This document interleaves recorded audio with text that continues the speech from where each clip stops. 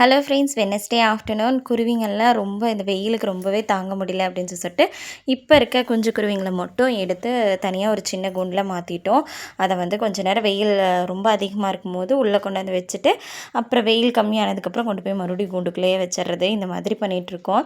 இன்றைக்கி மதியம் லஞ்ச் ஃபுல்லாக மேலே அக்காவே ரெடி பண்ணிட்டா. இன்றைக்கி வந்து சூப்பரான லஞ்சு தான். Chicken biryani, mutton gravy, chicken gravy, அப்புறம் வந்து சிக்கன் 65 எல்லாம் செஞ்சு சூப்பராக இருந்துச்சு. அது அந்த லெக் பீஸ் எல்லாம் நல்லா சாஃப்டாக குக் பண்ணிருந்துச்சு. செம்ம டேஸ்ட்டாக இருந்துச்சு. அதுவும் சீரக சம்பா பிரியாணினா சொல்லவா வேணும். எல்லோரும் ஒன்றா உட்காந்து சாப்பிடும்போது ஒரு தனி சந்தோஷம். எத்தனை பேர்த்துக்கு இந்த மாதிரி எல்லோரும் ஒன்றா உட்காந்து சாப்பிட்றது பிடிக்கும் அப்படின்னு சொல்லிட்டு கண்டிப்பாக கமெண்டில் ஷேர் பண்ணுங்கள். அம்மா வீட்டில் இருக்கும்போது நைட்டு ஒரு நேரம் வந்து எல்லோரும் ஒன்றா தான் உட்காந்து சாப்பிடுவோம்.